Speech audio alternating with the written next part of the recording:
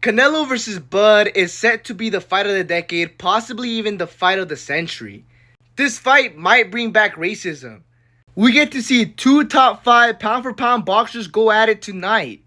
A lot of people might say that Terence Crawford is a better pound for pound boxer than Canelo, and although I don't fully agree with that take, I don't think it's crazy to say that.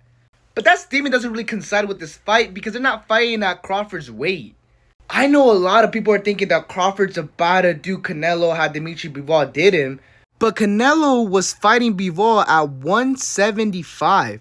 That's a whole 30 pounds heavier than Crawford's best weight. That's a whole 10 pounds heavier than Canelo's best weight, which is part of the reason why he didn't look his best at 175. And Bivol's a great fighter. And Canelo even had a wrist injury, but I'm not going to sit here and make excuses for him. I guess what I'm trying to say is that yes, Crawford is really good. He's a great boxer and maybe even a better pound for pound boxer than Canelo. 41 victories, 0 losses, 0 draws, 31 knockouts. But his biggest win ever against Errol Spence Jr. was at 147. So if anything, I think Canelo is going to do Crawford how Bivol did Canelo.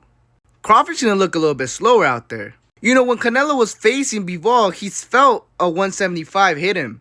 Canelo was still a light heavyweight champion.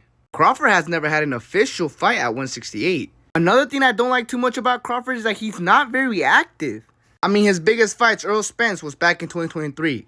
Even his last fight at 154 was in 2024. Sean Porter, 2021. Kell Brook, 2020. He basically fights once a year. Canelo is actually 2 years younger than him, and he has 27 more fights than him. And honestly, I'm not even trying to say this to diss Terence Crawford. I just don't know why he took this fight at 168. I think it's just because that's where the money was at. And because he believes in himself. Obviously, as a man, as a boxer, as a champion, you're always going to believe in yourself. And if he wins this fight, he's going to become an undisputed champion at middleweight. But Crawford has gotten shaken up by people that weigh 147.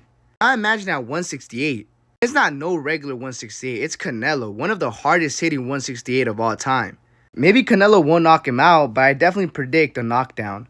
My final prediction for tonight is Canelo wins via TKO in the 8th round.